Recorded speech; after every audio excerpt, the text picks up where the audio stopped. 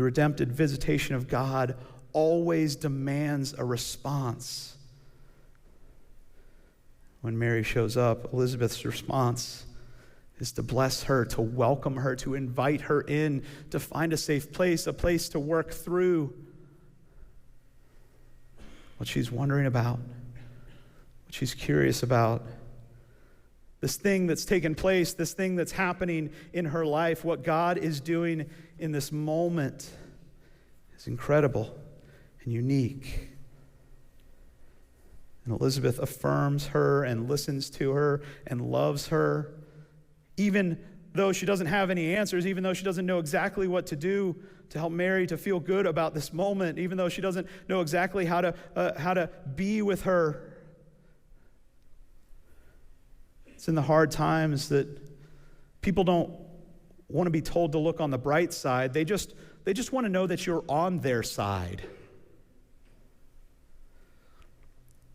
And even if you can't make them feel better, you can always help them to feel seen.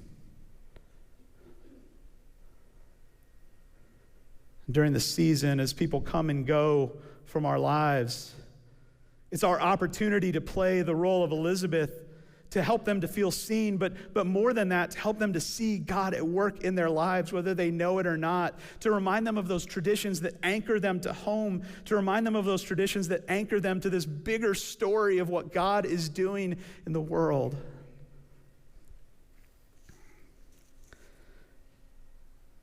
And what we see is that the people who make a place for people to experience the blessing of God's presence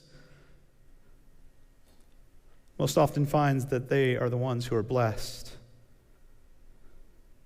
This ability to provide hospitality, to love people along the way, to invite people in, is an antidote to our estrangement as a culture.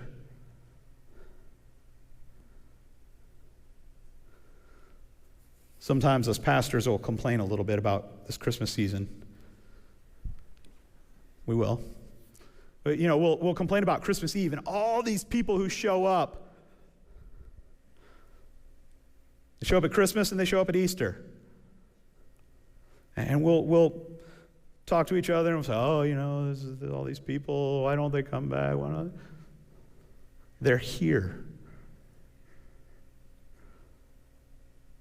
They came home. It's what we all want to know, that we have a place where we can come home, where we can experience God's presence in a unique way. It's why we love the story of the prodigal son so much.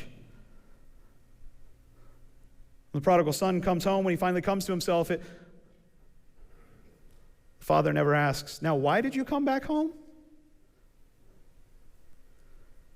He just says, "You're welcome here, my beloved son. You're welcome here, my beloved son. Come home." God is always waiting for us to come home.